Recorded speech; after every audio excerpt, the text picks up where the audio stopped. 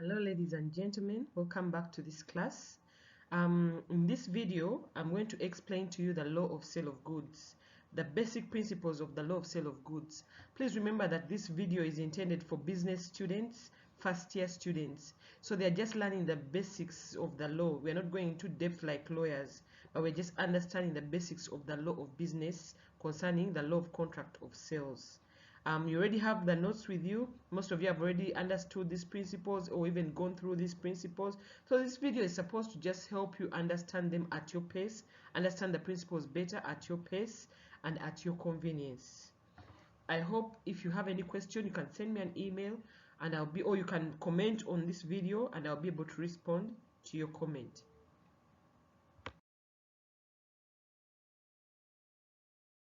So in this video, we are going to look at a brief introduction to the law of sale of goods. What does the contract of sale of goods look like? What type of goods exist if we're talking about sale of goods? Then we'll distinguish between a sale and an agreement to sell, a future agreement to sell and a current sale.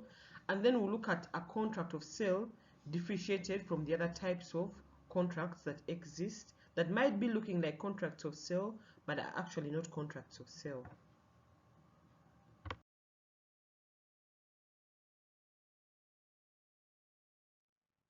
So in this video, we are really talking about, like I said, the law of sale of goods. And why do we teach sale of goods to business students? Because you realize that the principles and rules that govern sales are really enshrined in the law of sale of goods.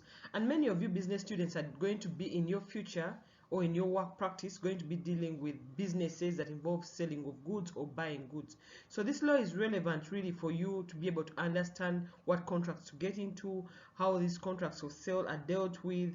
And remember, business law, the largest percentage of economic transactions in Uganda are done through the sale of goods. So that's why we learn this law. It's governed by the Sale of Goods Act, which we call the SOGSSA, Sale of Goods and Supply of Services Act. It's a new act. And this law or this act lays down the terms that are supposed to protect the parties in the event that they decide that these are the goods we are selling and these are the conditions we are going to work with in this sale.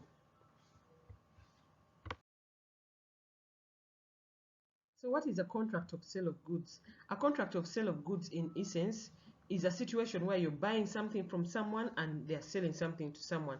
Let's assume there's a scenario whereby one Mary is selling a Mercedes Benz to a Jack somewhere. The contract between the two of them that involves a price, what we call consideration of a price, is the contract of sale of goods. And we're talking about goods because they're selling the Mercedes Benz, which is a good. And you find that in this contract between Jack and Mary of the Mercedes Benz, there will be parties, and the parties are Jack and Mary. There will be transfer of legal ownership. In other words, Mary will sign a transfer or will give the logbook to Jack and therefore transfer the legal ownership of the car, and the goods in place are the Mercedes Benz for a price maybe 50 million shillings. So this contract of sale of goods really has to have a price consideration of money, and then there's exchange of goods. So when we talk about sale of goods, we're talking about selling different types of goods. What are the types of goods that exist? We have what we call existing goods or specific goods. And these are goods that are existing and present and identified at the time the contract is made. You can also call them ascertained goods. They've been ascertained, they've been earmarked and identified, and they are actually existing at the time the contract is made. This is different from the unascertained or unspecific goods, whereby someone says, for example, we have a room full of maize, and they'll say, in that room, I'll take out 2 kilos for you. That's unspecific because you don't know which are the actual 2 kilos. It has not really been earmarked in the whole room which of those 2 are the kilos they're going to sell to you. So existing goods or specific goods are those that have been identified. For example, they have identified that this is a phone they are going to give you. It is clearly identified and it is clearly earmarked, and the contract is being signed with a good already existing. On the other hand, if it's unspecific, the goods are going to be maybe earmarked from somewhere or taken off a bunch somewhere, or they're going to be manufactured, they're not yet existing. And you have therefore to know the difference between existing or specific goods and unspecific goods.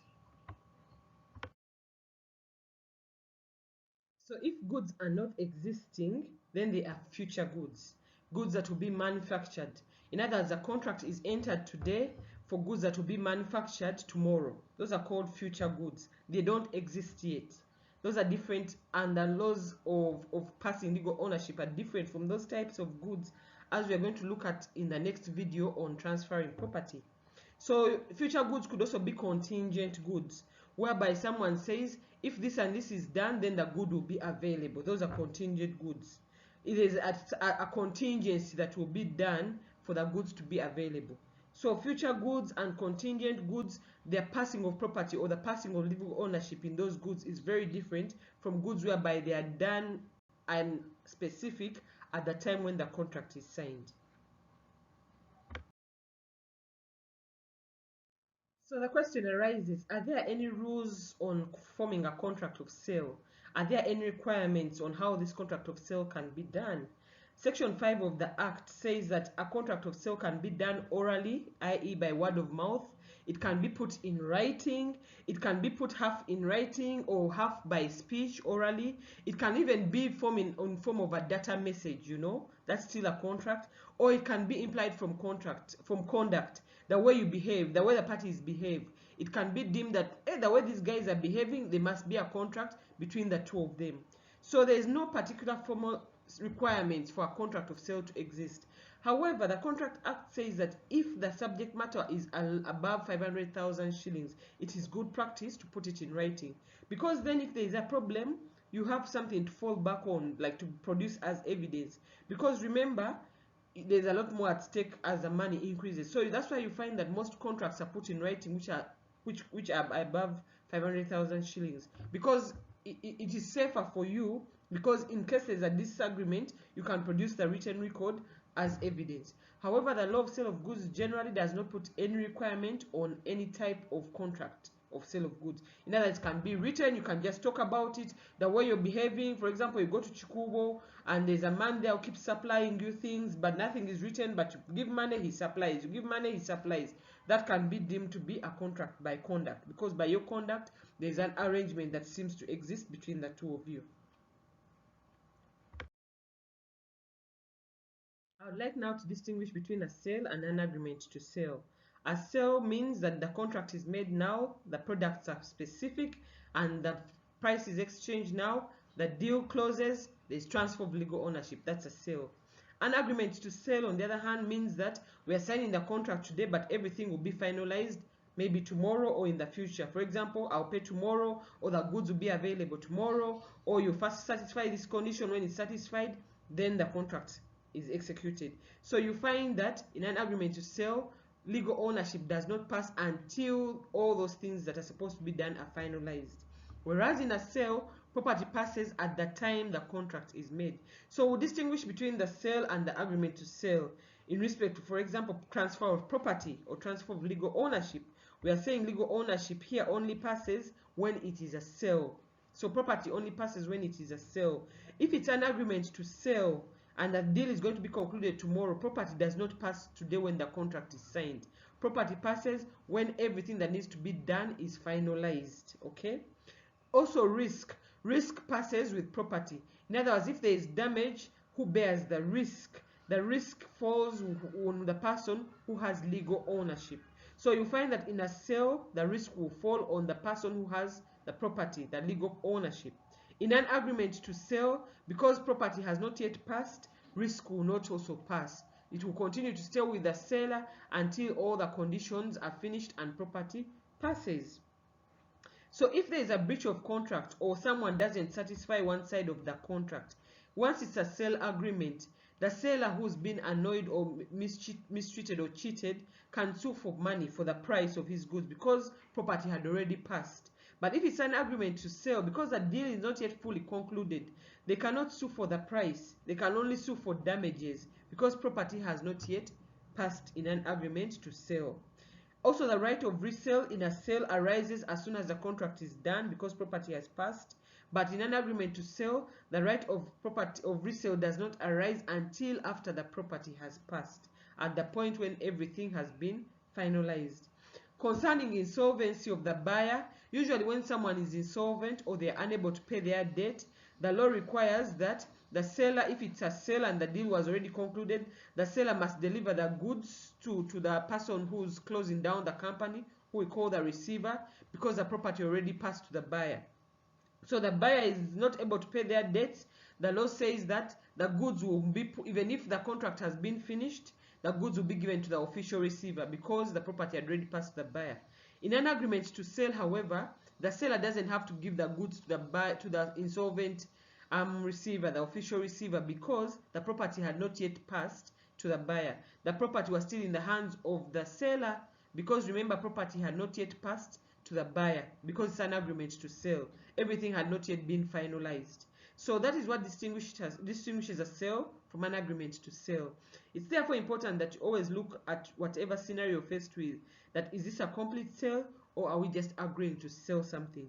That even if you sign the contract today, if the things are still unfinished, certain things need to be done, then that's a contract that is of an agreement to sell, a future agreement to sell, and therefore legal ownership does not pass at the time of signing the contract.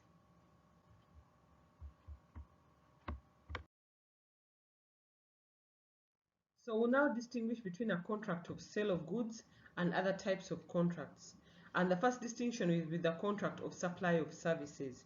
You'll find that if it's a contract for supply of services, it's different because here we're talking about services. Services like education, transport, tourism, health services. So it's a contract for teaching, maybe I'm contracted to go and teach somewhere. That's very different from a contract of sale of goods where I'm transferring one good or a product as opposed to services. So a sale of goods is different from sale of services because services are not tangible. You can't touch them, but it's still a contract. Whereas for goods, they are tangible. You can touch them. Hire purchase, on the other hand, hire purchase is a scenario whereby, for example, you're buying a car from the bond and they'll tell you the car costs 10 million shillings, but we can give you the car, we retain the logbook, but you pay maybe 2 million shillings per month for the next 5 months. After the 5 months are finished, we give you back your car. We give you the full logbook.